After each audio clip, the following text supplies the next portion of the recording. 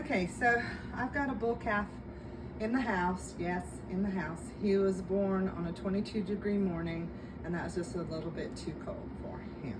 When I found him, he was a little cold, but he'd only been born about an hour.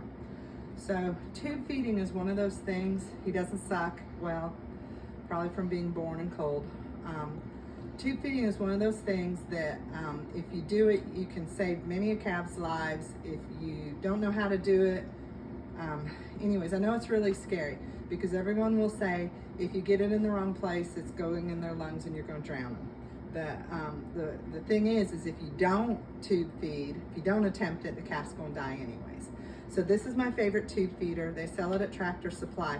It usually has a hard plastic end and a blue ball on it, but I take that off. Now let me show you how I do this. There's lots of different ways, but this is the way I do it. So I'm not saying it's the right way, but I have tubed many of a calf this way. So with the big blue ball off, I find it much easier to get it down in the calf. I measure how long it is to his stomach, and then I put my on-off valve right there so I know how far I want to get it in. So you want the calf, if you can't stand, to be sternal, up on his sternum, and then I'm going to hold his head between. I'm going to put the tube in his mouth, and he's going to be swallowing, and so as he's swallowing, it just simply slides in. Because I have measured the distance of this tube for what I think his stomach is, okay, I'm going to just make sure he swallowed good. As he's swallowing, down it goes.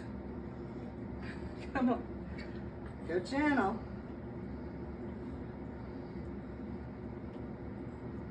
Okay, to that spot. Now I can hold it. The beauty of this bag, the zipper will always break first, is you can listen.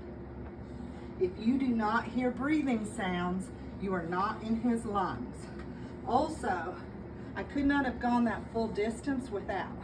So now that I'm sure that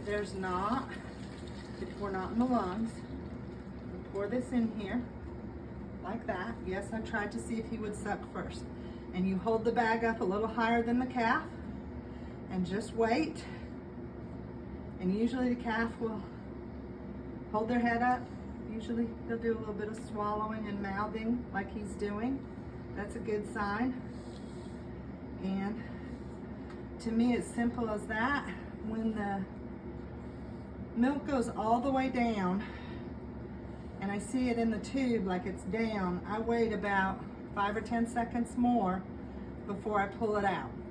And I pull it out fast because I don't want any milk to aspirate in his lungs as I'm pulling the tube out. So this is a big old bull calf. Like I said, he was born cold.